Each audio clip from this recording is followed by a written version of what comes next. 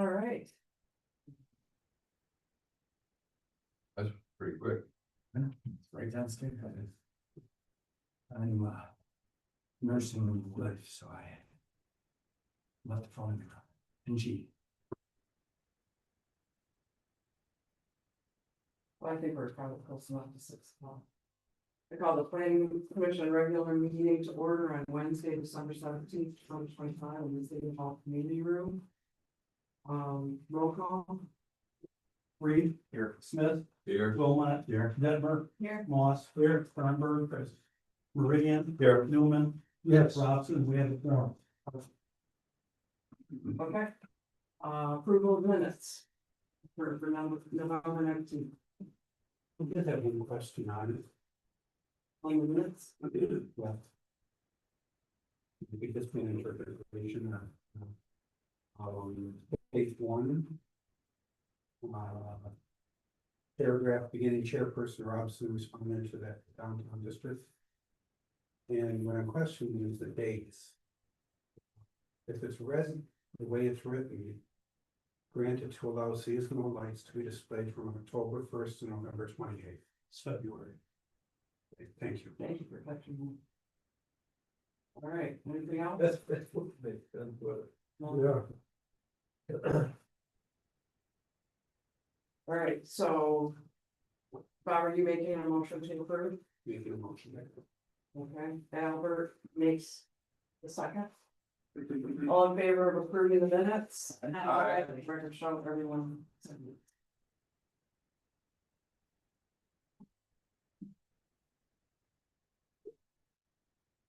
Moving on to public comment. This is not treated for the public to comment on items not on the meeting agenda. Is there any public online that would like to speak about something that's not on the agenda?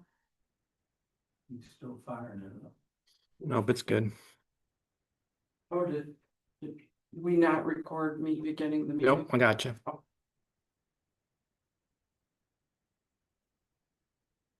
So nobody's asking. Right. All right, so moving on to number 4, a public hearing for case number 123 Maple Block major amendment construction of carports and garages.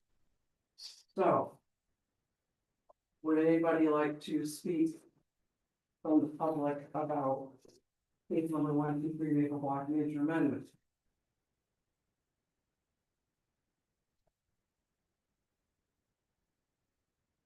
Nothing's requested. Oh, you know what I forgot to say, I opened the public meeting at 6:02. And I am closing the meeting at 6:02 because there is no public present. That wants to. Comment. All right, now we go to old business, case number 123 Maple Block major amendment, construction of carports and garage. John? Yes. Even forward minutes. Hi, we have a major amendment that was submitted by Great Lakes Capital. The purpose of the amendment, the major amendment, was to install 5 8-unit garages for a total of 40 spaces, one of which will be used for a maintenance vehicle, and 4 carports for a total of 29 parking spaces. Plus, they reconfigured the site plan to show the location for a trash compactor, recycling bin, and a reserved parking area for 12 parking spaces. And they've also included 2 additional outdoor pavilions. Based on the code, section 25047C, based on the type of uses that they're including, was deemed be a major amendment. Based on the proposal review, if you look at page 3 of your staff report, we took a look at each of the parking areas. We took a look at what the parking was approved for the original PUD. Then we took a look at the parking that's allocated for each of the parking locations. Determined if it was a carport, a garage, or uncovered, in order to come up with a total parking area. They're required by the ordinance to provide 306, which was in the original PUD plan. Based on the new parking count that we've done, verified by myself and by the zoning administrator, we came up with 295. which is 11 short, but still within the purview of the planning commission to waive that requirement if it being necessary. The number of parking spaces per unit would have declined from 1.5 per unit to 1.45 per unit, which is not a significant decline in terms of the parking requirement.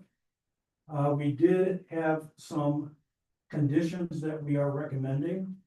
One is the extension of the fire lane, which is on the attached site plan, and we'll show it to you on the map.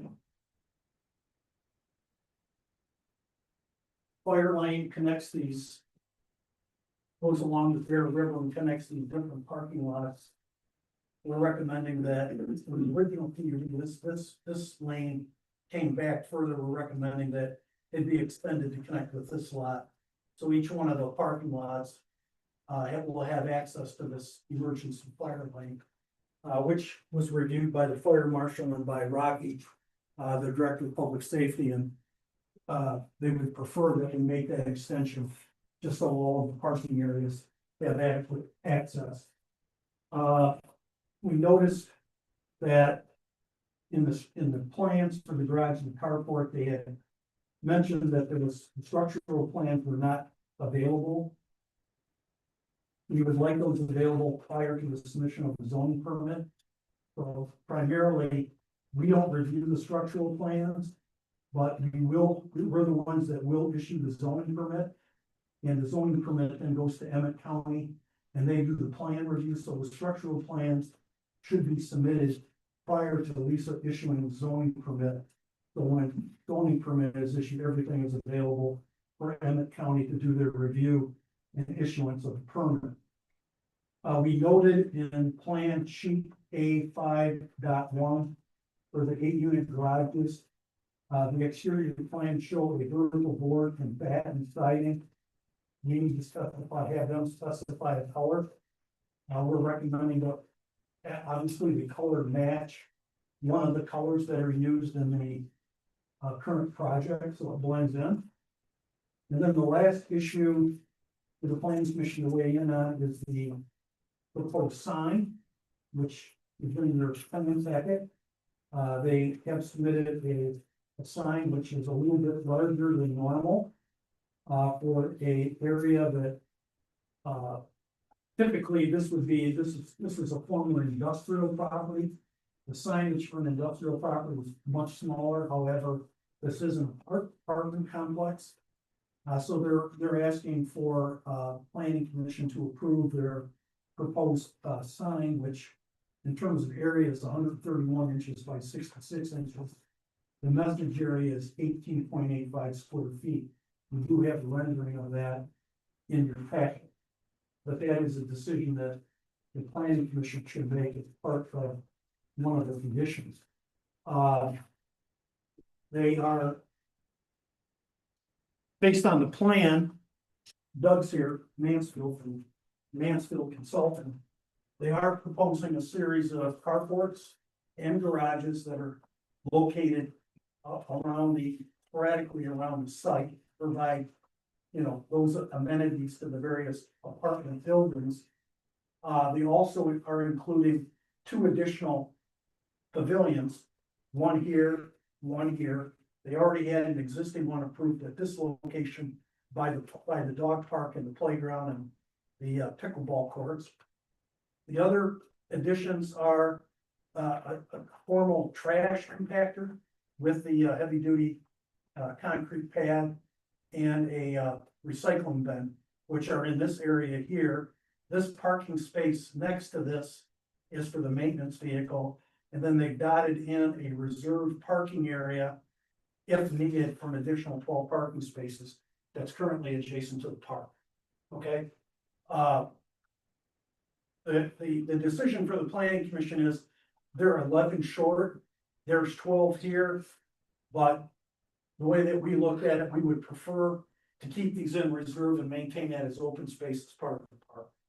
Okay, so the planning commission has the latitude, because they don't meet the required 1.5 per unit, because this is a PUD, the planning commission can approve the 1.45. Because they're maintaining additional open space and they're, you know, it's not a lot of, change. From the original PUD, 11 cars short is really not a big deal for a project this size based on parking. That's it in a nutshell. So you're recommending that just stay a grass area? At this time, unless it's absolutely needed, then, because it's a reserve, we could require them to pave it. But when Lisa and I did the site review, we prefer to keep it as open space to see how it functions. Okay, just to give the residents more open space there. So that's the planning review. Al had sent an email asking about storm. Because this is a, you know, we had to review the storm as part of the PUD. The engineers looked at it, Jason and Matt Miller, and they said that they don't see a change impacting the stormwater plan. And one of the reasons is because this is a remediated site.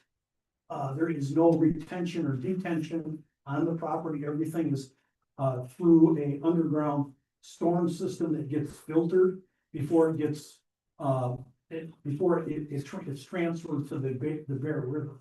So they're not concerned about the storm, because basically they're replacing roof with the carport and with the garages over the impervious surface. So they're exchanging one surface for another. So they don't see that as an issue. So that's all I have, unless you have any questions. Doug is here from Mansfield Consultants. They're the ones that prepared the engineering on the plan. He's here if you have any questions. Thank you for giving the information on. Oh, I have no problem with the carports, other than, I didn't know we had pervious, which has been always a good thing. My question on, I have no problem also with leaving that as grassy space. Except, do we hold in reserve the ability to do that? In other words, and I don't know how we make that a condition, but 11 cars is not a big deal as far as a percentage of 0.05, you know, versus 1.5. But 11 more cars parked someplace in the area because they don't fit any longer on site could be an issue. I mean, I don't know where you could park 11 cars on State Avenue. So I just wondered if we decide not to require them to pay the lot, is there some condition that we can come back in the future? You know, that's what I'm concerned about. You can add it as a condition that, you know, subject to parking availability. That the plan, you know, you could make the determination that the reserve area can be, you know, can be paved based on the notification from the city. I mean, that's usually how we do it. Yeah, I just So like something like that. Would you say, the reserve parking lot? Or reserve the parking lot, the green parking lot, future cleaning? Can you write that, Yeah. so it's, Just all right, I think before we get questions, would you like to present? Good evening, everyone. Doug Mansfield, Mansfield Land Use Consultants, and we're the original planners, engineers on the project, along with our sister company, Trevor's Architecture, doing the architecture. Needs to be back.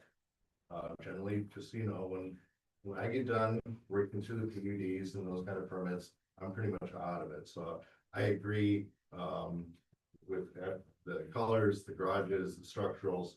I would like to reinforce the ability to leave the extra parking grass for now.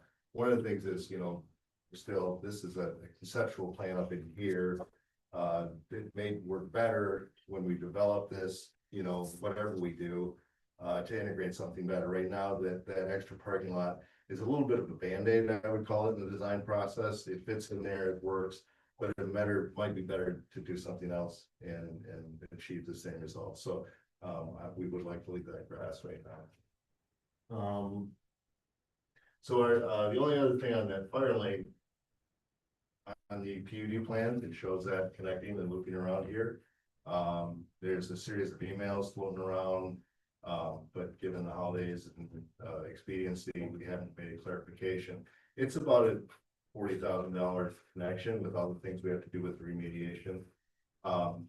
What I would suggest, I haven't seen these emails, this is just coming about between public safety and the city and the developer and the final plans and all those things.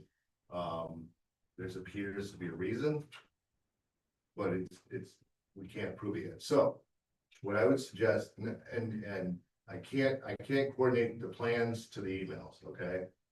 What I would ask is, if it was relieved by public safety previously and to the city's satisfaction and emergency services, we would like to do it without it. If not, if it was inclusive of the approval and it never got out, never was changed by anybody in charge of that, we'll put it back in. But it is an expense.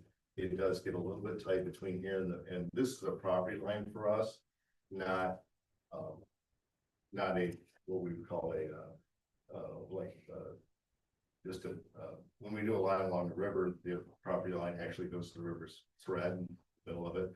Here, it's actually right away, so it gets kind of tight, but anyways, that would be what we would like to do, is just if it's still in the approval conceptually, we would like we'll put it in.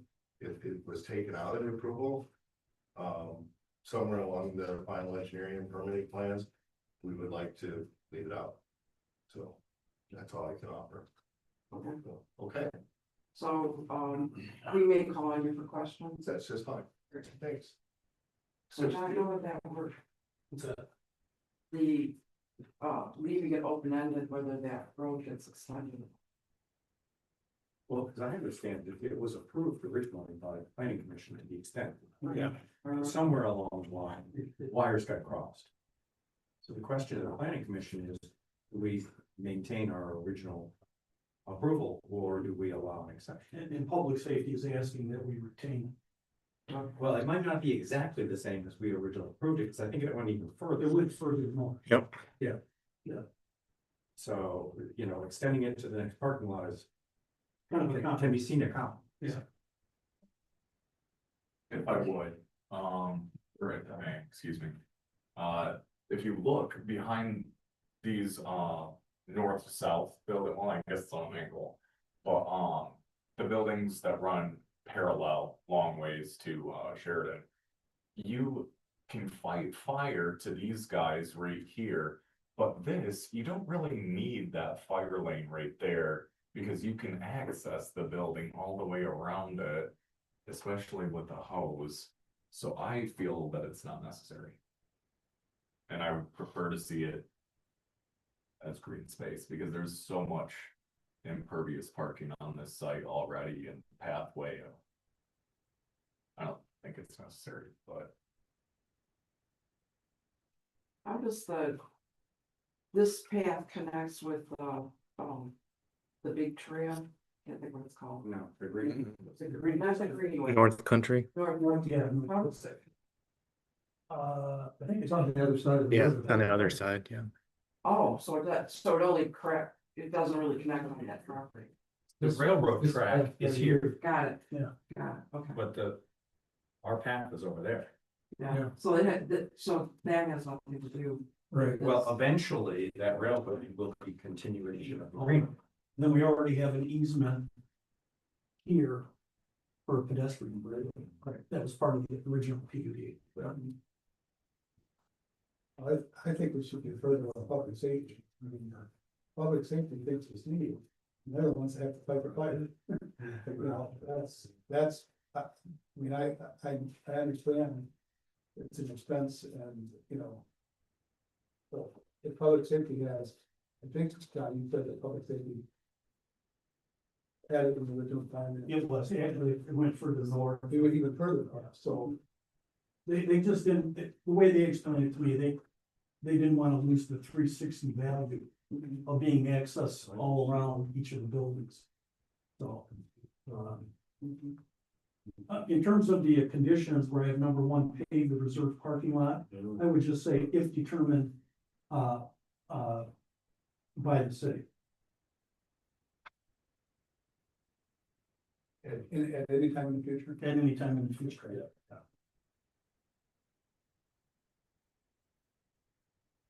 Well, I thought you said the fire chiefs that he wanted. Oh, no, he's talking now about the reserve department. Oh, okay. He's just talking about the phraseology was as another thing. Down to the, okay, gotcha, nice.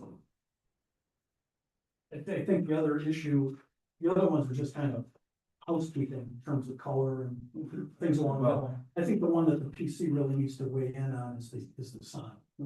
Well, And number two, let's go back to number two, let's go to number two. which is what? Extend the Fire fire. Yeah, so we want to keep it. Well, I would recommend it, yeah. Public safety has one. Yeah. And I see that as being like a great spot for, you know, tenants to, like kids to ride their bikes back and forth and it actually connects to the playground along the river there. So I think it would be a benefit to the residents that live there. I would agree. It ties that whole property. Loop from end to end. Right. More than the public safety facility. Right, but it also gets the kids off of the parking lots to get from one end to the other. Is that impervious or pervious? Is it gravel? It's no, Asphalt. It's 10 feet and that kind of gravel. Go ahead. Sorry. I don't want to be responsible for, shall this building burn? But, if you look at the dimension from the face of the east side of the building to the right of way, it's 25 feet. And then the building width is 67, so it's essentially the same if they were to park fire truck there, but the connection is nice. Extending the path, the site is so heavily paved. But it kind of, the allure of it dissipates the green space, I don't know. Well, I think when we did the original PUD, when we looked at it, we designated it as a fire lane, but it was also put in primarily That's too, that, as a shared pathway for the interior of the development. okay. So people could walk without having to walk through the parking lots. And it was along the river, which we thought was a benefit and amenity as well.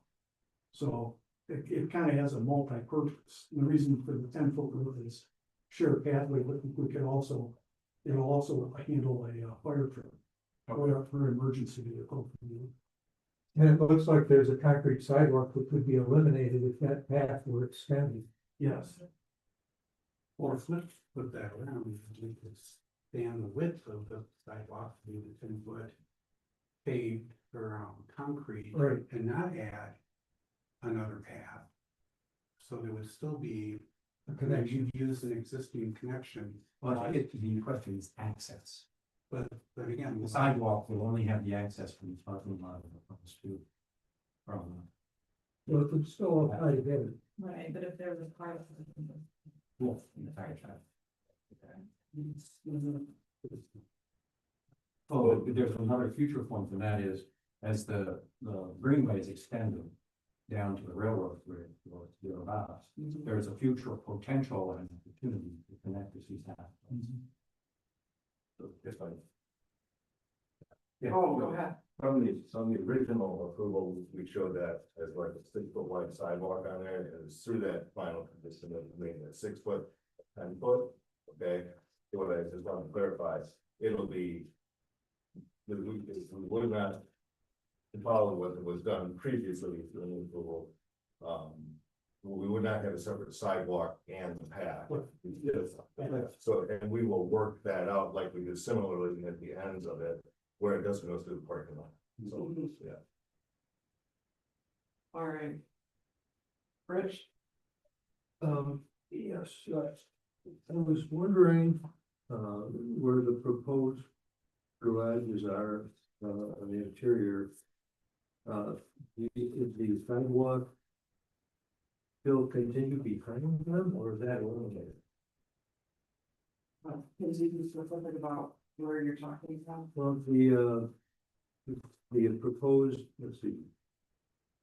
There's, There's 8 car garages, there's. People on the interior, they, kind of the north, mid-north, parking areas, landing. well, there's a 6 on one of them. I've got mine covered if you wanna look at this. The other ones are the garages and the green ones are the carports. Yeah, there's 3 proposed garages, like, on the north end. You're kind of on the interior space. And it looked like at one point there was sidewalk along the backside of those. Are those eliminated now or what? I think that's just a space. It looks like the sidewalk goes diagonally between those 2 garage ends to connect to the commercial housing. Because none of the other garages have sidewalks behind them in a way. I think that the garages would be like the carport, they would be open to the parking lot. So, what you go around soon. That is correct. That's actually a buffer between the commercial parking lot and those 2 garage bays. Yeah. So it's correct that those are sidewalks behind those two? No, that's No. correct. That's just, so it's like a curve? But the sidewalk is this diagonal connection through here. So you can walk behind, there's some kind of a walkway? No, it'd just be space that might be planted or. Well, how do you? Landscaped. Okay, so there's no access between them. There is an access that comes off that, where they come to a corner. You'll see the 2 sidewalks forming a Y at that radius. And there's a sidewalk that goes into the commercial area. Okay, but there's no sidewalk that passes through the commercial area to the playground, for example. You know, there's a sidewalk here. It goes all the way through to here. But then how do you get from there to the playground, for example? No, I don't think the intent was to carry this traffic at least through. And maybe that comes out in the final design with your site plan review. But right now, the walkway comes up through here. Down here, there's a crosswalk here. There's another end here into this area. So that, and then there's the connection here. Okay, so there wasn't a connection, there was not a connection like that. So there wouldn't be an easy way to walk into the proposed commercial use area. Well, this is all barrier-free ramps, sidewalk, there's a little plaza that comes out against that right here. So there's a full connection going in between there. But then but then you're walking, okay, yeah. You're can get walking to- the park. And then there's sidewalk all around this building and through this parking area. Okay. I have a question for Doug. Right. Will the garages and or carport spaces be assigned to specific units? They would be an amenity purchased separately or right. No, they're not assigned to a specific unit, they're assigned to a specific tenant. Right. For additional charge. Yes. Go ahead, Bob. While you're out there, could you point out where the dumpster locations are? All the new, this is the dumpster. This is the recycling area here. There's also another area just for storage that doesn't. It needs to be secured, so all that is right here. So what's labeled as proposed maintenance area, that's the compactor? Yes, this entire area is kind of that maintenance area, so. Okay, that's what you're defining that as. Okay. Again, while you're out there, and thank you for your patience. There's more and more chargeable cars, e-cars. What are you planning for? I know we had that. Power your car garages or electric cars. I know that discussion's going on. I don't know what the conclusion is, so it's a good thing to catch up on, so. I would suggest it with more and more e-cars. Yeah, they don't like the extension cords out the windows. No. That's like 240 volt, that's what, or 220. I can make that clarification back to staff. And they'd have to meet our requirements we have now, Mhm. or we have zoning requirements. We can have a meeting before the check. Yeah, pretty really. I would just propose that that be taken into account as we move forward on this. Is that a condition? No, it doesn't have to be. I mean, they can come back. That would be actually like a minor review, not a major amendment, putting in EV stations. But what triggers the paying attention to it, EV stations? Would they ever have? They have to meet the zone. They have to meet the zoning requirement. Charlie, Yeah, I really favor the idea of some enclosed parking, some sheltered parking. I have from the very beginning, when we were first approached on this. Unfortunately, didn't work out underneath the units because of cost and elevators and all that stuff. But I do have a problem driving along Standish Avenue and seeing this. It's gonna be, you're not seeing the landscaping plan, the landscaping plan. I don't care. Well, It's not open. I don't see the building. I mean, I see the building above the garage, but I see a long white or beige wall, whatever the case might be. And I think that's a shame. If there were other locations, I'd both for those two structures, I'd support it entirely, but I do have a problem with the location of those two. I went on the site and there's quite a bit of the garage is gonna be where the parking lot is now. Currently, yes. So there's a decent setback from, You've got a greenway, a 6-foot sidewalk, and then a space with you trees. have the greenway, 10-foot sidewalk. And It's actually, I think, it's It'll be 6. gonna be 6. it's gonna have to be an amendment. Because in the original PUD, it was a 10-foot wide sidewalk. but is that a 600 or 10? It's been discussed already. Well, it could be discussed, No, it was. but it wasn't approved. The plan hasn't approved it 10. It's shown here as 10 up there. There's a note. There's 10 outside the northernmost country.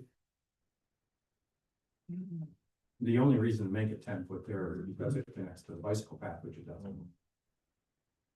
Incrementally, There's another note down here, where it's the bottom. eventually, that neighborhood, there will be connected. We try to build these incrementally where we get an opportunity. Well, it's 10, yeah.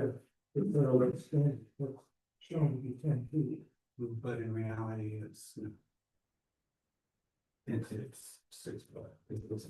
No, It's been laid out as 6 foot. it was approved as a 10-foot shared pathway in the original PUD. Is concrete. Concrete. No, my blue beam says 6 foot.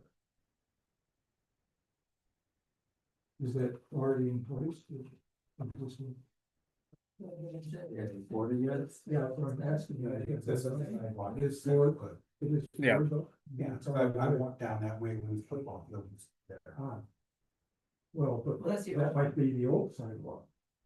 No, it's old. So on this Six. diagram, Oh, on this diagram, it says proposed 10-foot concrete path with easement to city by others. And the city already has all these others.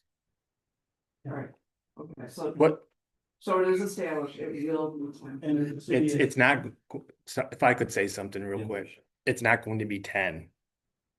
Staff has reviewed it. It doesn't make any sense to have a 10-foot path there that's gonna neck down on either end. We've reviewed it, whether we need to come back formally or not, but, it's designed to be 6. It's graded for 6. It's not poured yet, but that's what the plan is. Which would comply with what's existing now. Which is wider than what's existing now. Yeah. I think it was considered internally, the way I heard it, as a minor amendment. So it was done at staff review. So we have more green space. Yeah. Right in front of the big old white So wall. John, are you comfortable with that being a minor staff review? change? I am, but I'll just say for the record that it's disappointing that it's going from 10 to 6. We had. I mean, it just is, I mean, 8 I could live with because that's the little Travis School live with. And the intent was to try to make a pathway down there to connect the neighborhood, eventually with the easement that would go, that we would eventually put a pedestrian bridge over to the river bend, which then would connect with the extended greenway that comes down from the downtown, so we'd start creating an overall loop. But, you know, 6 feet is a normal size that you would see in the neighborhood. 8 feet is a minimum for shared, 10 is preferable by the, so it's the Federal Highway Administration for shared pathway, the minimum now is 10 feet. But, you know, if the city administration staff wants 6, not much I can do about it, but I think it's a mistake. We had this conversation, John. We talked about this, so I'm not sure if you just forget the conversation or what, but Hey, we had a conversation. I said that it was 10 and it had to be changed in the plans. And it shows up on the plan here as 10. I mean, it was, plan here is 6. Doug just pointed out on the plan here, it says 10. Yours is 6, right? 6. So This says 10. Well, it says 10, but it's drawn as 6. What is the other, Oh, what is the fire one? It is their allowance for 10. You know, it's got to be. it's a wide parking space. Yeah, Albert? As a user, and I'm a big user. James, that said it to me, says, actually, you and your wife walking that back lot. And, path very comfortable for walking. The current pathway from Lake Street up to Sheridan. Until you see a bicycle. And that's where the shared pathway, if this is gonna connect everything eventually. And is it, I know there's expense. But nothing's getting cheaper. At all, for anything we're gonna do. And if it's already started grading, if it's already started, does it make it more cost effective in the long run? Than to, if it becomes part of a wheelway that needs 10 feet, adding 4 in the future. Versus follow the plan that we have now, I'd rather follow the 10 plan that we had, that was originally proposed. And it was originally on the PED, I wasn't here with it, I was on planning commission when this was approved. I like the idea of a nice wide pathway, because that is gonna have a lot of bicycle use all the way up to the college eventually, I think. You know, and not coming down from the top, so I like the idea of John's original PUD, where it had the 10 foot. I mean, I can live with 8 because that's the size that we have along the wheelway. Through town here, we have 8 feet wide, which with walking on a bicycle, it's comfortable. But Is this 8 or 10, you know? that's 8. From Lake Street up to Sheridan is 8, or is that? Around, like from City Hall back here through the Walker Riverfront, all the way down to like Ingalls and, you know, Up to the pathway from the Bear River Bridge, the Mitchell Street Bridge, all the way up to Sheridan. I walk that every day. That's like. oh, the Bear River, That's 10. that's 10. Yeah, and when we have bikes on there, you need all 10 foot speed, and especially with the more e-bikes. We're gonna be doing a connection, I'd like to cut that pathway. That's my. I think when we had the internal conversation, I, you know, may have missed it, but I said 10 and then it was 6 and I said, I can, you know, it's not up to me, but I'm looking at it as a plan. I said, well, what about keeping it at least 8 like we have with the wheelway concrete? Because that gets walkers, bikers, skateboarders on it. And it seems to function. 10 is now the preferred standard. That's Bear Creek. 6, in my opinion, is getting rather tight. That's my opinion. It becomes more of a neighborhood sidewalk than a development, or a recreational sidewalk. I agree with 100%, that's all I'm saying. Can this be resolved? I think you should make a decision. It's proposed that it can be. I mean, we got plans that have 10 feet on them, now we have a plan. Next is saying 6, we have a note on the plan that says it's 10 with a public easement. We gotta have some clarity, I guess, to what we're gonna do. Mr. Mansfield, so the fire lane path, is noted as 10 foot wide in addition to having a 2 foot, shoulder on each side. Shoulder, Is it, so when I blue beam it, it's scaled at 6 foot with 2 foot on each side. So is it possible that the engineer just fixed it with a note and yeah. didn't? And you're looking at this one? Yeah, Didn't bring a scale with me, but, this, I mean, these are 9 foot spaces. So I checked your blue beam, yeah, it's scaling. because, I mean, these are 9 Yeah, foot spaces, so that's wider As than. wide as the parking. Right.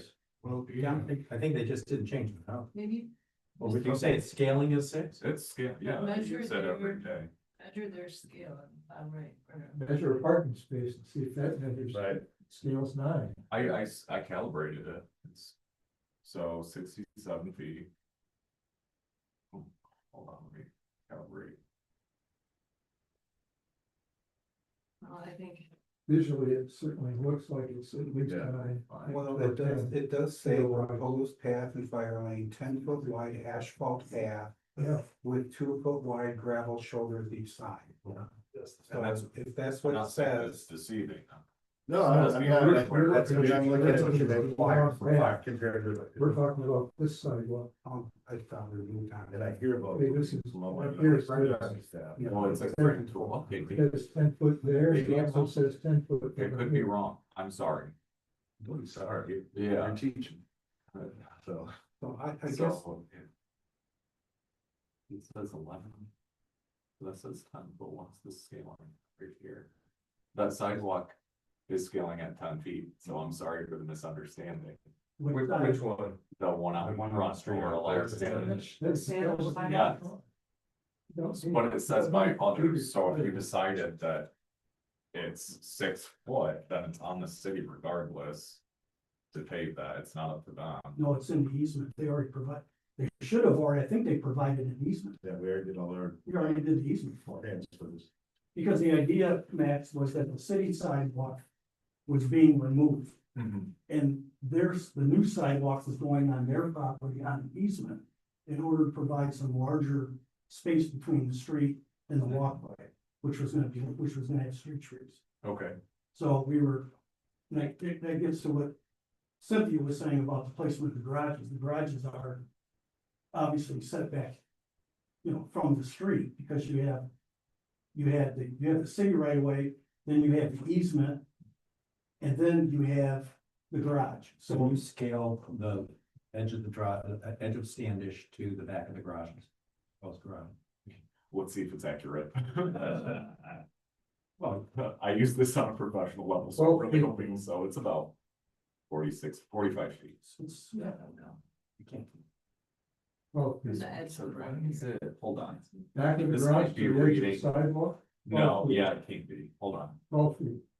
It's 25 feet from the right of way to the garages, because the Oh, garage this is a is. civil. Drawing, I'm sorry, it picks up layers Oh, really? too, so Okay. Maybe if it's 13 or 14 even. well, I'm sorry, this is a program thing. Cause civil drawings, when you upload them into AutoCAD and then plot them out, it'll hit a corner of like the top of a building or different grades too, so. Right now, on a road right away, which is about 10 or 12 feet off the back of the curb.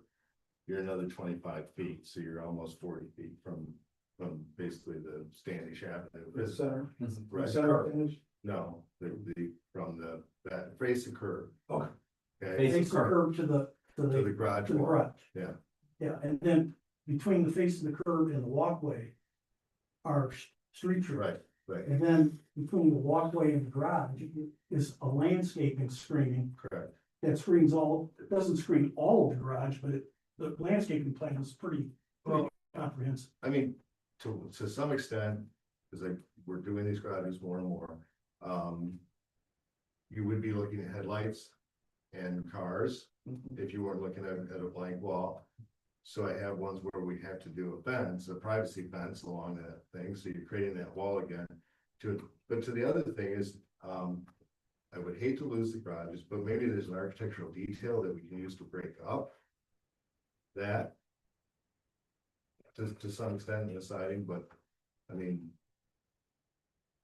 2 weeks ago when I was up here, we were combating, or how to mitigate headlights coming out and pointing across here, you know, which. I believe we meet every ordinance, if you were to use this for any other use. You could have parking right where we're showing it, and you could have garages, so I always compare a PUD to a use by right. With practical and reasonable request, right, so. But to take that long wall and break it up with some architectural details might be a way to look at it. Also, you have trees between the sidewalk Yeah. and your garage. Yeah. So that, two there's gonna foot be shrub. vertical breaks. Yeah. Because of the landscaping, plus rather detailed landscaping they're doing. Well, hopefully there's some evergreens. Yes. Yes. Greens and shrubs. Yeah. Good point. Two of them, yeah. So, in our ordinance. Hey, the nail stuff. Well, anyway, you have a page of, you have to have some kind of vertical break, He's talking articulation. yeah, So every that's- 25 That's what Dunning said.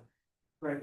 I mean, if you look across the way, that has the same, over, the buildings have many garages, you know, across the street from this. There are garages that line up, but the difference is they have doors, so there's architectural elements that There's break up nothing, that there's wall. nothing architectural about those elements across the street, it's industrial. And Well, it is, eventually that'd be moved, eventually. right, right, but, Rick, Well, relative to architectural elements, one of the concerns I have in thinking about these proposed garages is, you know, they're kind of accessory buildings to the main structures. And I can see what the architect did or the designer did in terms of their design, trying to give them that little flared roof angle to match the bigger buildings, but my thinking is, you know, like the carports, it's just kind of have a low pitch shed roof. And you wanna just kind of make them disappear, you know, kind of speaking to Charlie's thought about them being intrusive. In my mind, the garages should be like the carports, do away with those fancy architectural details on the roof. And just put a really low pitched shed roof, just like the carports, which would take the height of them down a little bit. And then the back walls of the garages would be like a fence. You know, it didn't look like a building even almost. That would allow more of the apartment buildings to be visible above the garages. And that would be, I believe it would be a cost savings too, that you would be framing the garage roofs in the same way. Now maybe the cost of the roofing itself, if they had to be a metal roof instead of shingle roofing, maybe that's a little more expensive, but. Do these garages, by their very nature, have to have any fire suppression or anything else? No. I thought you did have fires. You have to fire wall, right? With, they're underneath the sides where we have to have fire walls and suppression. And, so, yeah. I didn't read on for John, they had fire walls. Yeah. So, I thought there was 1 hour fire wall. oh, It's 1 hour fire rated separation wall. Between basically, each unit? No. Every few. yeah, Looks like every 2 or 3. but a 1 hour fire wall is basically a 2x4 wall with drywall on the other side. It doesn't. Oh,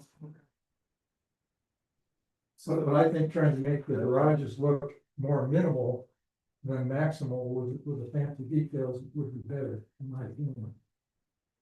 Bob? I think, from my perspective, the garages and the carports within the development, I'm okay with.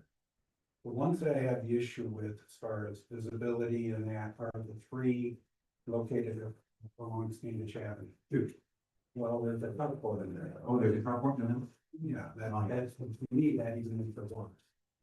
Would it be possible to relocate some of those in more into the interior parking spaces, closer to the proposed clubhouse building? Or if there's nothing along there. But then they're crammed right in front of the apartment building itself, rather than across the parking lot. You know, could be across the parking lot, you know, by the clubhouse. Instead of There's along really, there's really no opportunity, there's really no space there. Well, they've got two 36 meters buildings plus the pool. You have to remember, we have fire department restrictions, you know, on accessing the base of those buildings. Right. I mean, honestly, when I look at those garages along the standish, like I would rather look at those than parking lot with cars. That's how I feel. Yes, I have a barrier fence. Yeah. I guess I agree, I'm used to it being a field with, now it's got housing popped Yeah, up in there. and those, yeah. So, I guess so it could be made to blend in with the existing structures. It's a slightly different thing. So, of our apartments, how many are, I know we have the someplace, but I figured, about how many are for low income? First. Of the. Well, I know if I could find it, something like that. Half of them are 80 to 120. So half the people are going to be paying low rent and are not going to be able to most likely afford the extra fee for carport and or garage.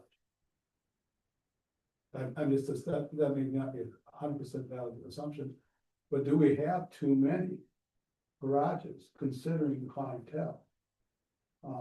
You know, if half, you know, so half of our parking, required parking is around 150 parking spaces would probably be occupied. Where in my developer app, Yeah. if I can convert parking spaces into revenue generators, that's a good idea. Well, I know for the developer, I was thinking for the user. I bet they sell out. Oh, yeah, I do too. Yeah, even people In this climate. in the 80 to 120 may choose to bite the bullet and have the extra storage space, whatever the case. Right. Yeah, I thought about where you're going with this too. Yeah. But at the same time, I look at the quantity of parking spaces compared to overall. Well, So if there- if- uncovered still gonna be 262, okay. I was just trying to fix my way through. Well, and I agree with you, you know, you question like, do they really need this and quantity of them, but we are eliminating asphalt. We're making the Right. parking space is smaller, and then amount of service area with asphalt. is Right, less and than the that. road is not perfectly needed. Either way, we're getting water, Right. the amount of water falling in them is the same. It's just- You, so the only concern I have about this is, so you've got a 15-foot green belt on the face of the parking structure, the 10-foot sidewalk, then you've got another 15-foot. I like the idea of storing all your crap stuff, excuse me, in the garage. But then you can't really plant any foliage, any large growth trees in that 15-foot green belt from the face of the garage to the sidewalk. Well, the big trees would be in the lawn extension toward the street. Yeah. Yeah. And And then they're it already would planted there. be, it would be shrubbery type stuff between the sidewalk and the garage. Well, what are the trees that are between the garage and the sidewalk? There are already trees there. In the garage and the sidewalk right now. Yeah. There, Well, over, In the grassy area that just got planted. yeah, the dogwood, sumac, sugar maples, white pines. I mean, it's a mix, yeah. yeah. All right, so. I think we're agreed on add the path. You know, extend the fire lane to that parking lot. Are we agreed that this is? What do we wanna do about the sidewalk? That is 10 foot on this plan, but the city staff made a determination that only needs 6 feet. And he's saying compromise would be 8. Where does the commission wanna go with that? I like the compromise. What's the pepper one? There's room for lights, there's room for people. That would be minimal. What about getting into the 10 feet so that in the long term, everything lines up? I just think I think that's overkill. I think 8 foot. Especially that it's given the existing or the original walkway, pathway, and that seemed to work fine for years. All right, so 8 feet for sidewalks. Well, come on. Take this straw poll. All right. You do. That guy. Because I'm at 6 feet. I support the city's decision. Okay. What about the rail trail that's right behind this, the railroad tracks? I mean, That will be Yeah. 10 foot, and it will eventually connect to the fire access road. I mean, that kind of, shall it come in the next 10 years, 10, 15. these people. Plans. That's what planning's for. Yeah. So your argument is go to the 10 feet. My argument is that there's gonna be a sidewalk coming in behind the complex, so I think that will serve as in lieu of the 10 foot that we're putting out in front, that we can in turn use as a green barrier. Won't that always have to be there because it's on the main road? A sidewalk there? Well, the other part is, the other part is the interior. The fire lane / shared pathway is for private residents only, it's not a public walkway. No, Max is talking about the proposed one on the west side of the unit. The abandoned railway. Across on the river. No, there's the abandoned railway from the bridge. It'll eventually become the greenway. On the other side. No, the other side of the river is an extension of the river trail, not the greenway. The greenway will extend down the existing road. There's a sidewalk there that's part of Riverbend Park right now. Yeah, Yes, Which is this right here. correct, that's it, yeah. but it is not developed all the way on the other side. It's double path for most of it. All those Some flat boardwalk steps in there and boardwalk. It's future opportunity. All right, so But I would propose making that sidewalk along Standish to be 8 foot as a compromise. I would agree with that. okay, how many people want 8 foot? I need a point of clarification before you take the vote. Shane, this sidewalk is the city's responsibility to put it, is it not? Yeah. So this is a request that the city change it from 6 feet to 8 feet. It's not. No, that's not correct. Well, that's what I just asked. In the PUD that was approved, the sidewalk is supposed to be the developer responsibility. And they're providing an easement so the public can use it, because we're removing the city sidewalk. Building a wider sidewalk, a shared pathway, which is in an easement that they've already provided to the city. And the developer, as part of the project, was supposed to build it. Brownfield matter in here that the city made, when you do a brownfield, there's city positions and desires that they come out of it. I mean, we got benches, proposed bench by city on that, so I'd have to look at that. But it says proposed 10-foot concrete pathway. Well, we might do something. That's That was in the original PUD. Shane, what do you? It's ours, yeah. It's yours. Mhm. The easement, we gave it to them. But that sidewalk, yeah, and the benches and certain callouts was city. So, where's the easement? 10 feet, 6 feet, 8 feet, right, you gave an easement for a certain. Yeah, Yeah, I don't recall how much of the well, that easement. sits right down there and it looks like a 10-foot easement, Okay, because it was 10 foot.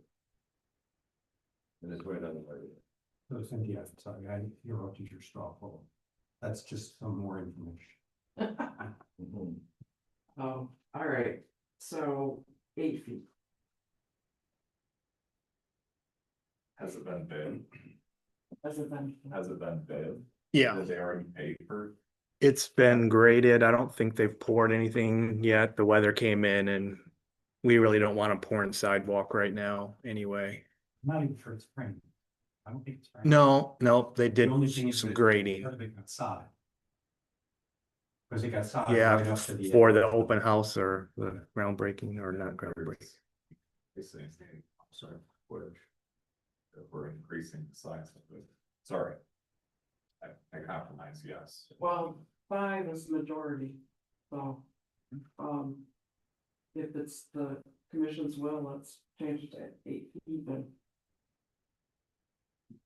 Will this go before the city council, or does it just? No, Stay with us, okay, Just for clarity, because obviously there difference in interpretation, since I was the plan reviewer. We're gonna go with 8 feet sidewalk along Standish. Now I just need to ask the question. Whose responsibility is it to build? The developer or the city? Cities, Sounds like the city, okay. If it's what's in the city owns the easement, correct? I don't know, but that was my understanding. That's it. right.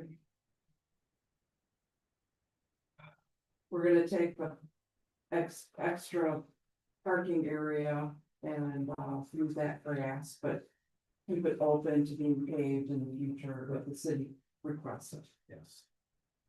Now regarding number 4, which is the garage, which And the carport. Or you want to, you want to. I'm really more concerned about the garages.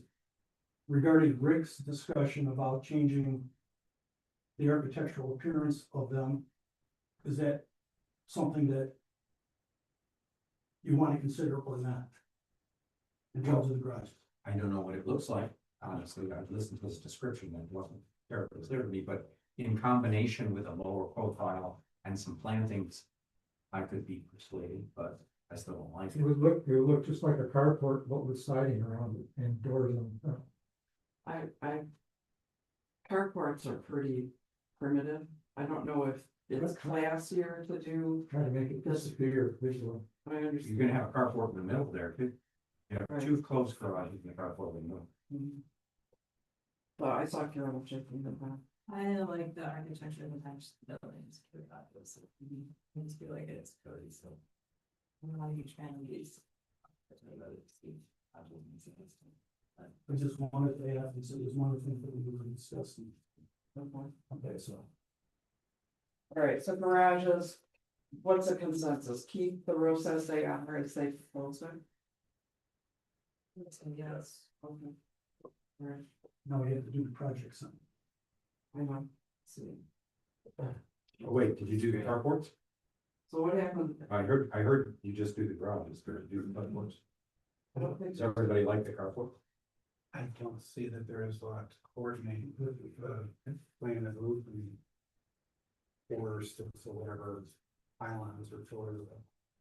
The only thing I would ask Doug, have you on your plan sheet, when, because you gotta do the structural. Can you specify on the sheet what the exterior of the paint color is gonna be? Oh, certainly. Okay, it's not on there now, but let's see that. And that was Right, and the garage ropes will match. It'll be the same color. I don't know. I don't know what that is right now. So, Well, I don't, personally, I can't remember what those rules are. So this is what did you say? I was just clarifying that, this is, the majority just wrote it. I would like well, I might have. the architecture. Asphalt shingle roofing is what it's called out. You're just saying match the color of the. Match the color, so that you know, it's just not changing things up. Yeah. Just have continuity. No lag. What? No lag. No, lavender. Not sure where that came from. Oh. As far as the architecture of the carports themselves, I would, if we're gonna say they look fine, I might recommend we eliminate the carport that's between the 2 garages and that just be open parking. Oh, With all the other carports in the interior, so you're not seeing them. right. It is kind of odd if they're broken up. Well, and I think, I was gonna ask,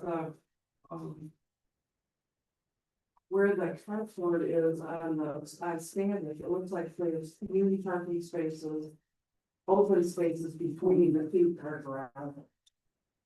And what he's saying, is eliminate that carport. Yeah. Well, Well, if they would not eliminate that, but you didn't eliminate garage. More garage.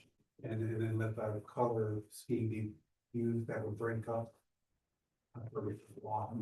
You're gonna drive down there and you will go there outside all the way and open the door. It would be some, be some breakout, but 2 spots. Vance, what did you say? You're gonna eliminate 2 spots if you turn that into a garage. Mhm. Wait for. Plus I you mean, they remake could put it, it another keep size, source, right, the plus you make the interior. garage bigger. In a 16 or 8. Good garage, no, it's not part. Oh, no, because there are fewer spaces for Yeah. garage and, got it, all right. Right, so would you get more spaces if you got rid of that particular? The carport really just fits over the existing spaces, the garage. Yeah. The garages require a little bit more space. Right. So, I mean, to equally lay these out in the site plan, I feel like carport on the 18 lot, should move up to the 16 by the 14.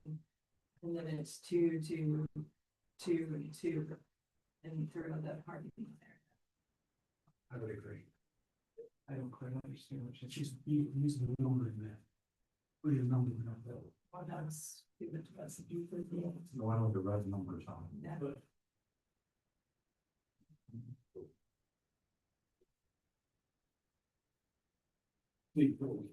There it is. Carolyn, what's one of the numbers in your site? So carport at 18, we move to, we recommend they move it to next to between 14 and 16. Can they do that fire code in front of the building? So 14 is already. Oh, is it? Oh. But then it will be two garages on the south side, 2 in the, bottom and south, 2 in the middle north, and 2 in the. Again, it's gonna be each space between all the buildings, so it's not. I was. Breaks it out. Messy. So, Are you worried about having so many carports right next to each other, and if nobody wants them, then where they park? I mean, they could put a couple in 15. Directly across from each space and like the left, Just move it from 18 to 15. and then each building has a. Option. Covered.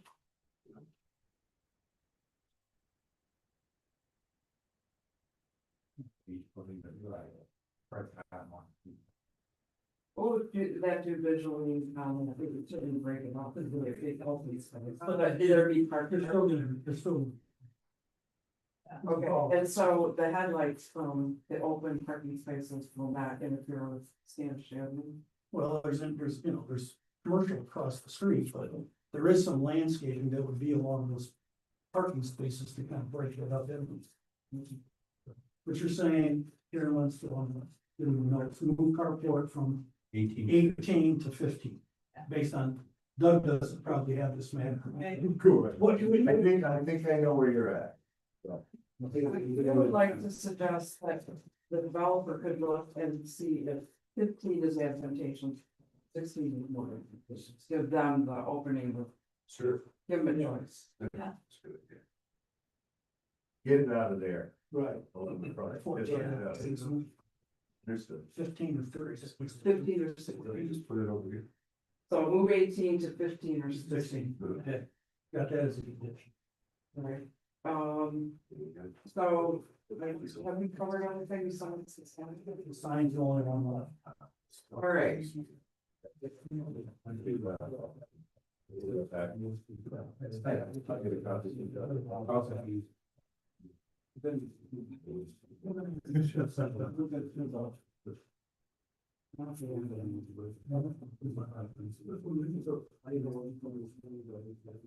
Well, I really want to stay with this. All right, well, thanks for hanging in there. Yeah. It's good to get your name on these. As far as this moving, As far as the sign, I don't know. So where is it going to be located? You know, or the Private commercial area. driveway, All right, the south of the pool. We're 15. Right. but I'm it's, seeing two proposed signs. okay, Right proposed here. location, yeah, one is for the commercial. Okay, so That's all, this is the residential kind of we down here. This one up here is potential for the future commercial. Right, and that would be perpendicular or parallel? They haven't proposed anything specific yet because that's when they. All right, so they're looking at where if you went past the property, where the sign is. The construction sign that says we're building, that's where that sign is gonna go, and will that be perpendicular? Yeah. I tell you, in looking at size. From the sign committee, we are very conscious of size and pretty sensitive to it. And when we decide size, one of the factors is the speed limit of the street. And this is 25 miles an hour. So the slower the speed, the less you need in a structure. And I think this is pretty excessive. Because it's residential, I'm not sure what Lisa's interpretation was. But it requires the residential size, which is 12 square feet. We can, as the sign committee and as the planning commission, say, okay, you can go 25% bigger if there are good reasons. So I would see the reason for me allowing it more than 12 square feet. Now, I love to see 12 square feet out there and see if it works, that size. But because it's such a large complex, it makes sense to me that the 25% would be reasonable to increase the size. Also, because it's a PUD, we can do whatever we want. So you're recommending that, Those guidelines are good guidelines, Right. but we can do whatever we want. so. Yeah, but If you apply the standard 25%, you're going from 12 square feet to 18, which is kind of like in the middle between 12 and the 18. It'd be like a 16. 50, one quarter per ton, actually was 3. Yeah, 15. so this is quite a big structure and I don't quite understand what your drawing is, like you show what look like they might be columns, No, those are the end views. but those are just the end This is views. what we thought. Right. Okay, This side of the sign would look like that. This side would look Got like it. this. okay, so the side view of the sign, the standard, will have the lumber piece of it. Yeah. And the side that would be interior to the development, would just be brick. So if the applicant felt strongly, then I think that it would behoove us to request a mock-up to show the size in that space. But I think if we did the 25%, because it's 25 miles an hour, that should be more than adequate. Unless it's in terms of signage is generally better, even though people who want a sign, it can never be big enough. So, If you took 25%. If you reduce the message area by 25% down to 15 and you reduce the 131 by 25%. That would go to 120 inches and the 66 would go down to 50. So basically. You're kind of shrinking everything. 25%. So proportionally that would look the it would same, look the same, but it it'd just wouldn't be as wide Wide. and as tall. be installed.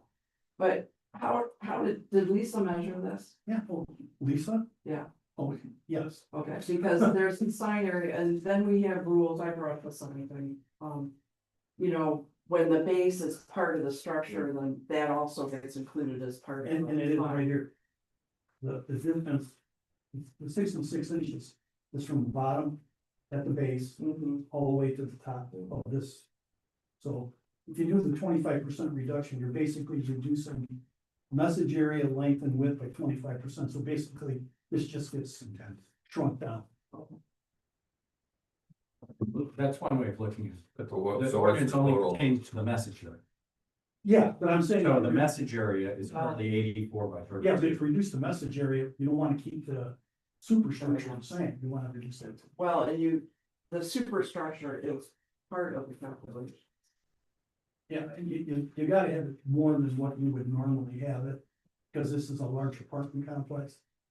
Like when Lisa and I were talking about it, the 12 square feet for an apartment. Are for some of the existing small apartment complexes that we have inside the neighborhoods, which maybe have 6 or 8 units. This has got almost 300, 280 some. So it does warrant a larger sign in terms of the size of the overall development. So, And I think this sign size is about the same sign size as we approved on the walls. If you put the two signs together by the entrance there, it's. The loft is on the wall. Yes, I understand. It's not a monument sign, but the Right. sign, the message area is about the same. Okay. So would that be agreeable to the commission to go that route? Which road is that?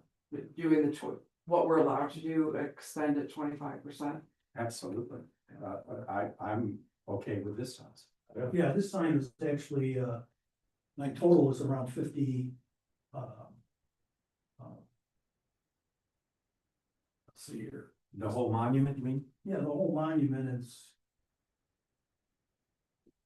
it's, about 50 square feet. I mean, we're talking, that's the whole, this is, you know, you take the 131 and the 66. It's around, Yeah, given the scale of the development, It's not- I think it's, it's not inappropriate. I mean, that's, but I understand, Yeah, Cynthia's- but I understand Cynthia's point of view that she wants to bring it down, but be consistent with the sign. Right, and again, there's factors, and one of the big ones is the speed. Because we want people to be able to see the sign in enough time to be able to make turns they need to make.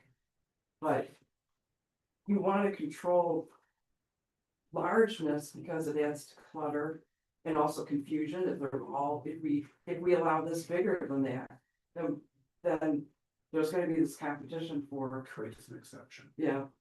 So I feel comfortable doing the 25%. I think it'll be more than adequate. And So what and then we're protecting precedents for other signs come up. My thought is if it's gonna be shrunk, let it be shrunk vertically. You know, the way it's laid out here, there's a lot of white space above the message area and below the message area.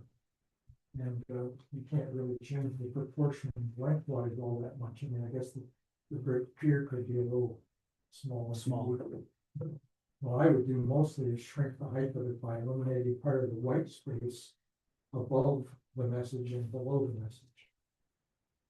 When you say the one, and I'm afraid we get a sign, we've got about 18 inches, 2 feet from the finished grade to the base. And with our snow and things like that. Yes. So if you wanna set a dimension, an area, what I'd like to do is submit something back that follows that. well, I think what 15 square feet is the dimension of the message area. for the message. So if you reduce all of the dimensions by 25%, You're currently at just shy of 19. yeah. Right. All right, and this, right, and Lisa would need to review. Oh, it yeah, absolutely, And yeah. make sure that we're following the monument piece of this. So if I could ask, is this gonna be lit? Very good question. This- There is no- But So how is it gonna be lit? down like it. You said down by, Underneath the top, frame, flat frame. Okay. And it'll be part of those. Underneath the wood frame? Underneath the, black. frame. Oh, the black frame. Is the sign set in so that I don't know how There's a black frame and then that mass and then the letters that they're down, so. It's not much, And with it's LED. all lighting. Yeah. Right, that so sounds classy. you show That all has to be approved by Lisa. Yeah. no, The lighting and The everything. downlighting and all that, yeah. Okay. So it can't be backlit. Right, No, Yeah. not the whole panel. So. Number 5 would be basically reduce the dimensions. For the message area and the sign structure by 25% Just not to exceed like 15 square feet, On the message area. on the message area. because that's what, well, Yeah, that's the message, That's- reason we have to talk about the other dimension. well, what is that? So now the message area is 19 square feet. 18.85 square feet. So. What are the percentage for reducing that? Well, the 133 or the 131 would go down to 120. And the 66 inches would go down to 50. That's the one that we worried. The 50, But is it just the message area? Or are we talking about overall height? The overall height. overall height too. But to the bottom of the white panel could stay the same, Yes, to address your concerns, so. And that's why I guess I'm saying we need to do new mock. yeah, you have to do it in my. Okay, all right. so shall we say that it can be approved by the, By staff.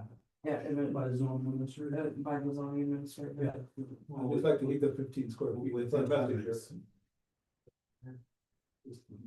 He mentioned snow. At some point in time, I thought we were gonna get a snow storage.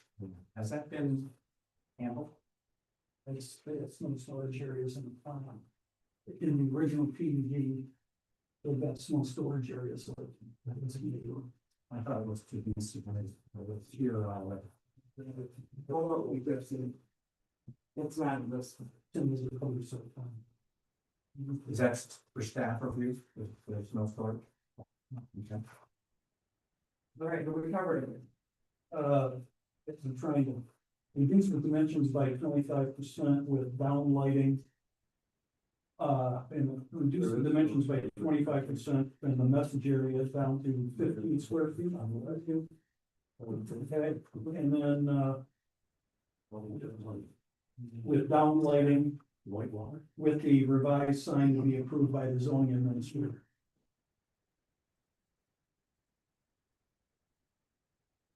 Sorry to interrupt, but there is no storage on this. Okay, that's what they just said. I hadn't seen. Oh, it's the last. All those S's are on. This is the snow. Got it. Thank you. All right, any more discussion? I So, would just like to hear. Yeah. Okay, number 1 is pave the reserved parking lot if needed by the city. Determined by the city. Number 2, extend the fire lane to the northernmost parking lot. Number 3, the structural plans for the garage and carports shall be completed prior to submission of the zoning permit. Number 4 is the color scheme for the garages shall match one of the colors of the apartment building. And the roof, the asphalt shingles for the roof, the same color as the apartments. Number 5 is The department, pardon the, probably. Not the right. Not the garages, but the carports. oh, I have that. Oh, okay, I thought that was, okay. Yeah. Number 5 is, the project sign will be reduced by 25% with the message area at 15 square feet. With downlighting to be approved by the zoning administrator. 6, the sidewalk along Standish shall be 8 feet in width. To be built by the city. Number 7, move carport from number 18 to either number 15 or 16. That's it. somebody prepared to make a motion? So moved. Who's doing that? Well, hold on. You like to read it? I would like you to. Okay. Based on the documentation submitted by the applicant, the public record and recognition of the subject property is identified as a priority development. Site in the livable Kowski master plan. I make the motion to recommend approval of the major amendment to case number 1-23 for property located at 14 Spanish Avenue, property ID 52-1907, 200-12 to 012, to include carports, garages, other pavilions, and reserved parking areas, trash compactor, recycle bin as per plan C.40 with the following conditions. Pave the green reserved parking spot at the, if this city requires it in the future. Determined by the city. Yep. Yeah. For John's. For John's. Okay, or we can I just say for John's comments that he said, Well, I think we need to read it, okay. say it aloud so we all know what we're voting for. Extend the fire lanes to the northernmost parking lot. The structural plans for the garage and carport should be completed prior to submission of zoning permit. The color scheme for the garages should match. Shall match. It says should here, but shall. It's got a shell. Shall match one of the colors of apartment buildings. On plan A of 5.18 unit garage exterior plans. Exterior plan notes did not specify a color. Okay, but we also want to include roofs. And the roofs have to, the roof color have to match. these Well, roof- not just the color, the roof material Yes, matches. So, okay, the roof material and color match Yeah. the roofs on the existing part. Approve the project sign, not to exceed 15 square feet of the message area. And reduce the overall sign area by 25%. Well, the monument. Monument area. And then finally, the carports, move them, the carport area 18 to either 16 or 50. Per the discretion of the developer. Right, and for the sign, they're going to provide, APCO will provide a new mock-up and the downlighting will be included. And then on the sign, the downlighting, and they will put, they'll also do mock up that shows both the downlighting and the sign. And finally, the sidewalk, Which will be approved by the zoning administrator. which will be approved by the government. Finally, the sidewalks in the city right away, Or an easement. the city easement will be 8 feet. Paid for by the city. Paid for by the city. Okay. Good. Do I have a second? Who made the motion? Albert. Al. And, well, you know, I think Bob raised his hand right away. Bob, made the second. Discussion? No? I just have a question. And Doug, you may know this, I don't know if you do or not, but if a tenant, first of all, only tenants can lease the garage, right? Second of all, if tenant leases the garage, does that mean, are there any limitations on how many cars, how many automobiles tenants may? Not that I am aware of. And so Most do. is it potential that they could lease these as storage units? I don't believe there's any that detracts from that, so. Well, that's a different use. Do you want to say anything about use in this? Because you're decreasing your number of parking spaces if they use it as a self-storage unit. We can modify that garage, then it must be used for. Well, somewhere I read. Well, people can use it for storage too, but they can't use it for self-storage and then park their automobile Yeah.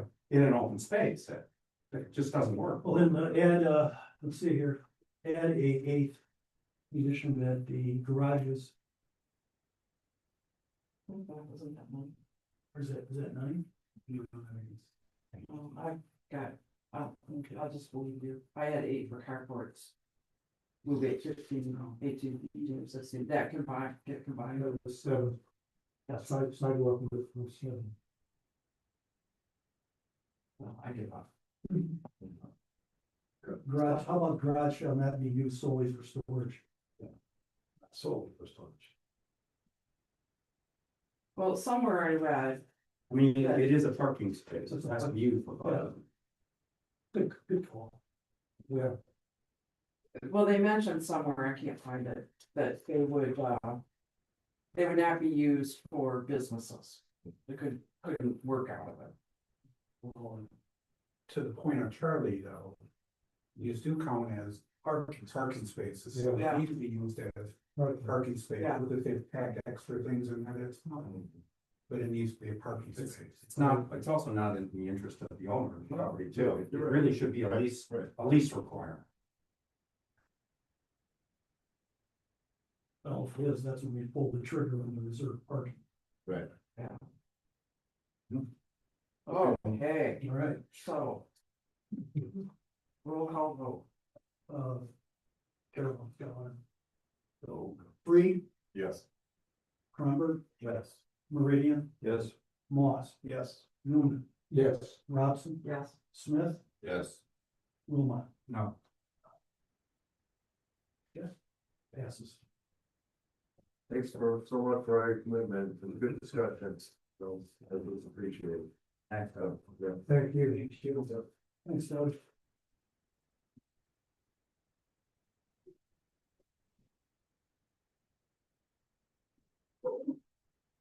All right, that's all. This is my last one. I do think it was multiple. Going for that. I'll send you the one. Yeah. I'll send you this. He gets to do it all the time, because what fun he has.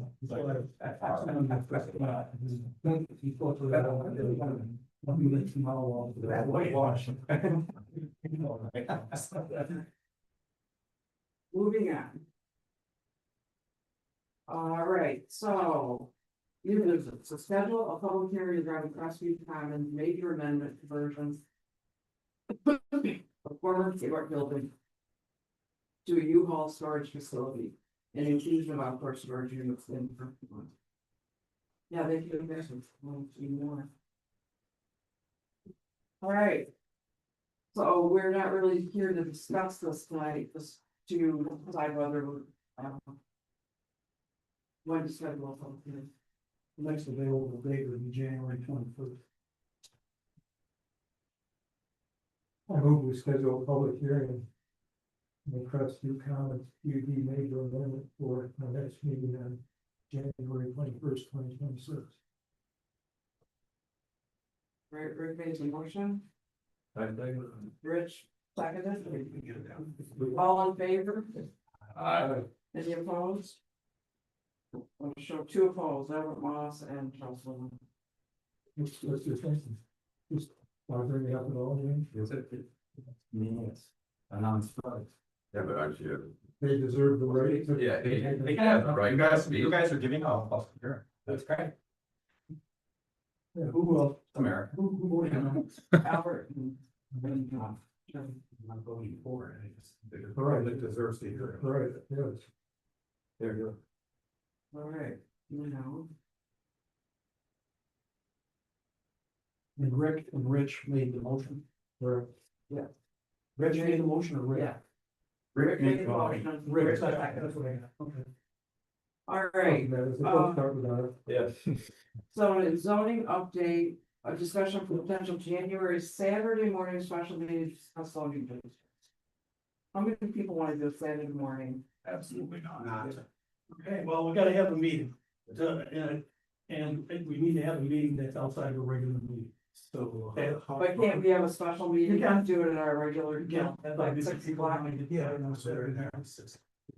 but if you want to do it in the evening, I'd rather have a 6 p on weekday rather than that's fine. Saturdays are too valuable. So. That are our calendars.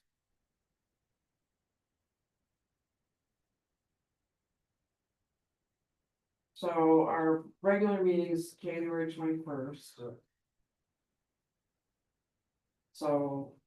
What's your schedule like? Do it either, if you want to keep it on Wednesday, either do it the 14th or the 28th. And how long were you planning on this meeting? Couple hours. It's a couple hours. So 2 hours. That's why I wanted to get it away from a regular meeting, because we always have other business. Let's go right, 14th and get to it sooner than later. Okay, 14th. Does that? When? No, No, Yeah, I don't, won't be in town. Wednesday's a conflict. About the 28th. Wednesday. Yeah. 28th. But any Wednesday night is a conflict. for me. Oh, any Wednesdays count. Really? Just the Wednesday? I know, it's a conflict with something I don't know, open one. Oh, well. I like doing the same thing on Wednesday nights. All right, It's just me, Thank you but for I'm your- busy. thank I'll you be for your missing snack. Great, so no Wednesday. Another evening How about the 29th? on the 15th, but 29th, That's great. 29th? Sure. Oh, you're not here. Well, you won't be. 29th. This is your It's a job. Thursday. this is my swan song. I'm really, I was, could make it happen. Okay, Rich, 29th it's is right Thursday. Rick, can you make it happen on 20th Thursday? Everybody else? Six. At 6 P.M. 6 to 8. So this is not recurring. No, No. No, but I agree with John that we need to be able to focus, so it'll be a special meeting. can somebody, make a motion to that effect? So moved. Bob seconded. Bob, I thought Bob made the motion. Well, he was. Rick was looking down. I was looking down. Rick was loud. All right, so we're all set. You're good? All right, so commissioner comments, I have one. We're losing. Charlie, because he's down going against city council. Which I think he'll be That's trading really up well. or trading down?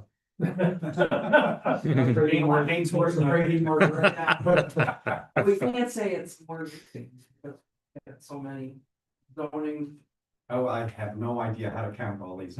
yeah, I don't either. Anyway, you only have 2 meetings a month. Well, thanks for. Yeah, he's tremendous for all that hard work you've done, Charlie. She needs extra help on the sign committee And on the zoning. and on the zoning committee. Oh, that's right. Mhm. So, well, I was gonna ask about the sign committee. Is there anybody who would, like to be on it? You meet the 4th Tuesday of the month at 10 a.m. tonight. But give an update. The update is, it's basically ready to go to city council, the new sign ordinance. Right, So the heavy lifting and the multiple meetings is really, hopefully, unless city council sends it back, is Right. done. It's just a normal review of any pending sign issues. so a lot gets approved by the zoning administrator, so we only have to meet if, it's triggered that we have to make the approval. So is anybody interested? That might be. Okay. Yeah. What about zoning committee? I would be interested in the zoning committee. So was Al. That's what I would. Whichever. I could just show up. too. I feel like you were on this zoning committee. I was not. Why do I think that? Albert's come to most of the Yeah, meetings. he sits Yes. in the audience. But How my many term also originally ends in designed? August, so Matt is gonna be here long. That was technically in all. No, it was you and Cynthia and Rick And Ted and Ted and Carolyn. and Carol. It's fine. Mhm. We allowed it to go a little higher. And then Al would come and sit in the audience. Mhm. And the update on that is, it's really time for the nut cutting, that all the easy stuff's done. It's We have to do Article 2 and 3. 2 and 3, which are There's only, that's the a major major part. issues of contention. But they're not gonna be addressed by the zoning committee, it's gonna be the full commission. That's correct. Right, but the wordsmithing will go back to the committee Mhm. to do the wordsmith. When's your turn? You know, how you, I mean, I'm only ours. Couple. I just started this. I would defer. But you're planning on having. For a year. I'm not sure. And some. Well, I've got lots of Got two other different issues going. Yeah. Yeah, Health, family. Of the three. When's your term I was appointed, so my term ends in August of this year, of 26? 27. When's your appointment in May? He said, you, 20, so you're longer. right, and for continuity, and I can just come sit. Okay. So if Max wants it, I'd rather see him for okay. the good of the commission. Not knowing what my fees are. Very old. Well, in all seriousness, so. Yeah. Well, Charlie, can you still serve on the zoning committee even though you're not a planning commissioner? I guess that's a conflict. Yeah, because he's gonna be voting on it. Yes. Oh, That's that's, a yeah, council. that's true, yeah, of course. I'm the one that'll give you a hard time. Max, you're gonna be a member on the committee, and then Al, you'll still get the I'll copies. just come like I do, when I can, I'll come and be a public member, and Okay. if I feel like it heard, so. Okay. Updates, unless anybody else has time.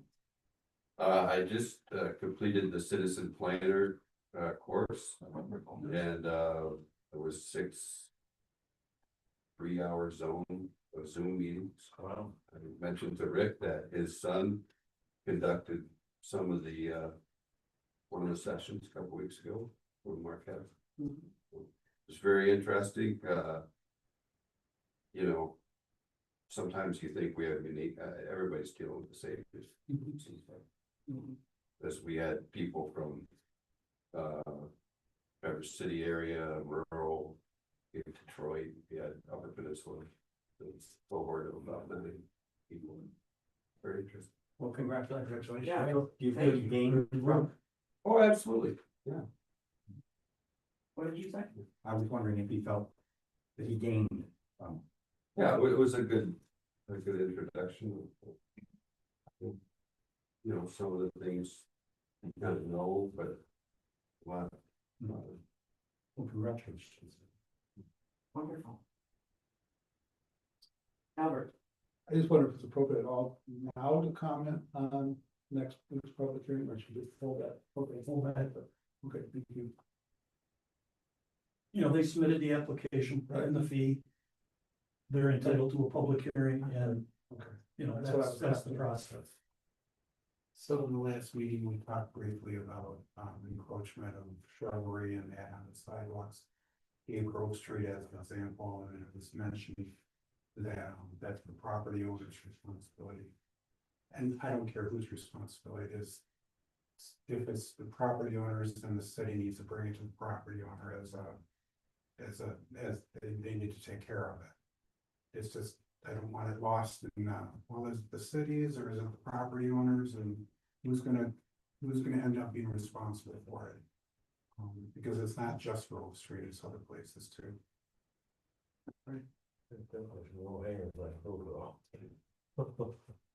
You know, there's nothing to protect the scratches. Only update that I have, we had a pre-construction meeting today on the Jimmy John's project. Oh. They're closing on the property tomorrow, and they're probably gonna be, some people will be on site. Next week, the first phase is to provide a temporary gravel parking lot adjacent to the urgent care for their staff to park, because now their staff is parking where the building's at. And then the building then will be going through the demolition as part of the Eagle grant, the remediation of the site. They're contemplating, hopefully, that everything will be done on that end by like March, April. They have a extremely tight time or aggressive, thinking that they're gonna have the store open by June or July. Wow. I don't think that's gonna happen. What's, The Taco Bell by Meyer. Yeah, but that was Yeah, built in a field though. this is, Um, yeah, this has got the remediation. You know, between the time that they tear the building down, when they take the test, takes 4 weeks to get the test results back, and determine where they've got to remediate. So there's almost like a 2-month period in Yeah, there, I think there's a. that you're waiting Then to do your due care plan, so. based on what they find. Yeah, so they're, you know, I mean, they have an aggressive, I mean, every contractor has an aggressive schedule, but in all practicality, I don't think they're really gonna be constructing the building until like end of March, April, you'll start seeing some stuff. Berm on the right-hand turn only out of. Right-hand turn, And And the concrete. we have a concrete or whatever. oh yeah, we redesigned it, there's concrete that goes right around. They can't, so it'd be very difficult for them. I've seen people do it. They gotta do it. Stop stupid. But there, you know, I worked with Jason Fay we did as aggressive as a curve that we could, and they seem to make it work. So, I mean, it's definitely pointing in the right direction, but unintended, so. Any other projects coming at us? No, Lisa's had inquiries, but we haven't seen anything in the way of any plans or anything, or I haven't been involved in any pre-development meetings, so I haven't seen this. Shane, do you have any additional? The Oprah for the former Leo's Lounge was approved. We got that certificate actually today from the State Tax Commission. Talking to the owner, they're wanting to start construction after the first of the year very quickly. They have also a pretty aggressive timeline, but they've got pretty much everything in a going forward. I don't know, Rick, from a historic tax credit, are you working with them on that? Okay. Yes, they did receive the approval from the National Park Service for what's called the Part 2 Mm-hmm. application, which is the detailed description of the Yeah. rehabilitation. Yeah. That was approved by them. So what's that gonna be? The Leo's Lounge downtown, it's going to be a bar lounge on the main level, then there'll be some residential below and residential above. So I believe 8 units total residential, and then bar lounge and some sort of That's Keller type speaking. speakeasy, on the yeah, Lower level. yeah. Yeah, Rich, they're putting in the co-living units that the planning commission amended the ordinance for, Mm-hmm. so they're gonna be in the lower level. Any other major project? Okay. I'm trying to get developers interested in the former Kmart Big Lot project or site for potential housing use. So we've had a number of people express some interest and have looked at it, including Maple Block developer. So trying to get some momentum there. We'd love to transition that into usable space that would kind of check the box of additional housing opportunities, but It would also be more appropriate for that site. Okay. Zip those loops. um 224 Michigan is coming along beautifully. 24 Michigan. Is that what it is? The Del Rey. Michigan and Emmett. Yep. Old Del. Yep. So they hope to be leasing mid-January. They're wrapping that project up. That's nine units. The 5 units above City Park Grill are ongoing as well. So that project is moving forward as well.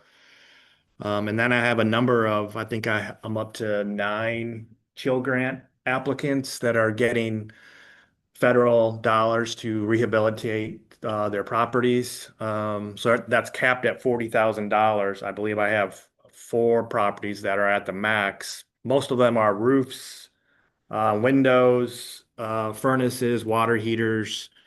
But a good cross section of the community are taking advantage of that opportunity. So that's great.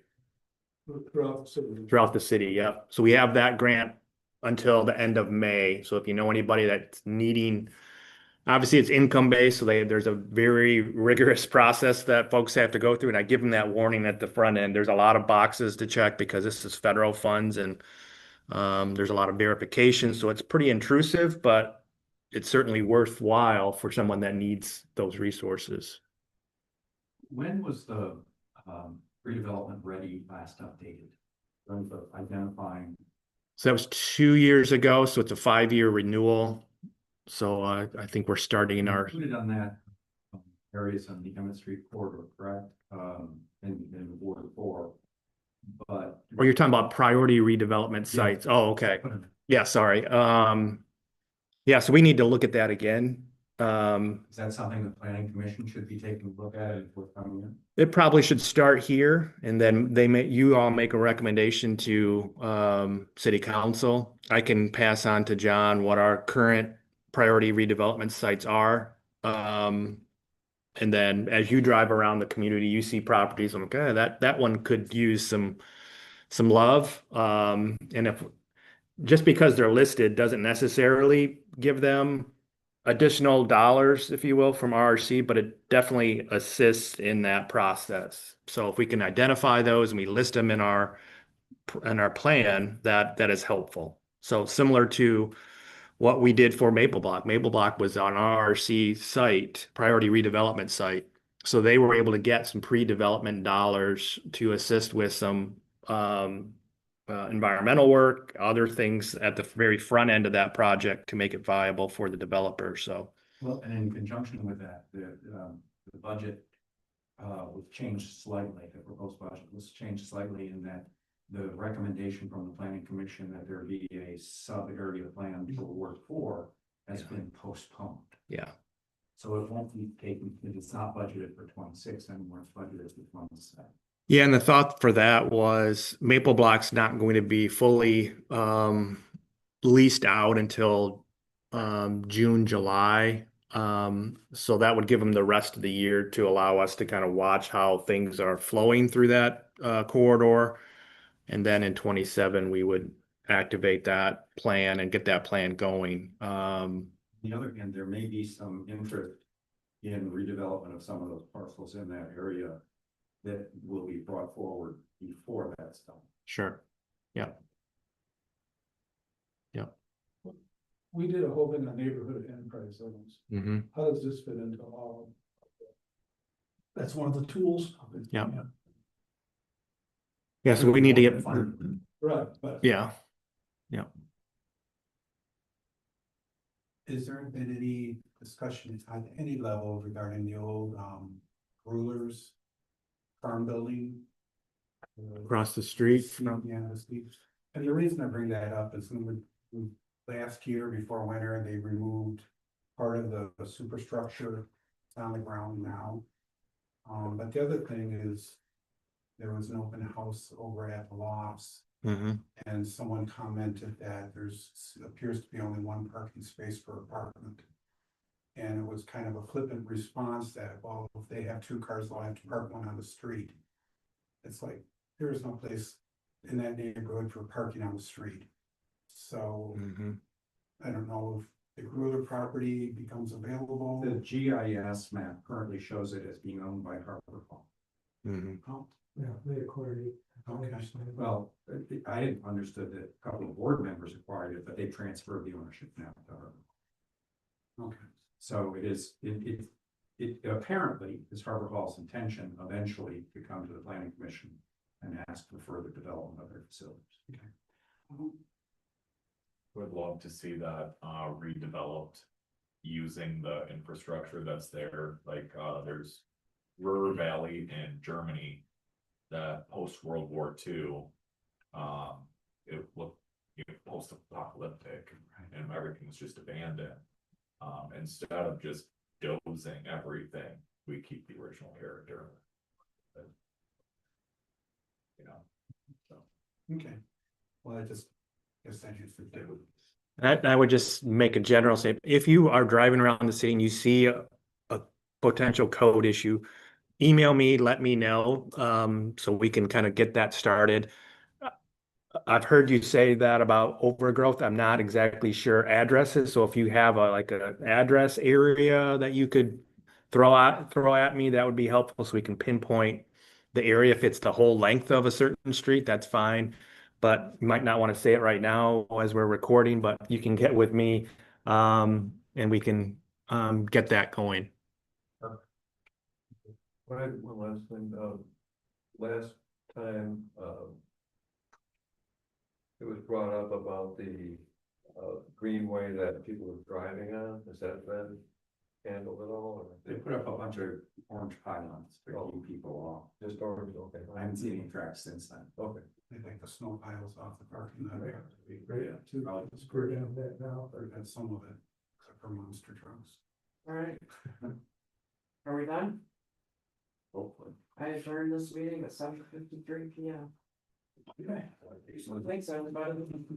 Okay, Mary. Yeah. Back to Oh,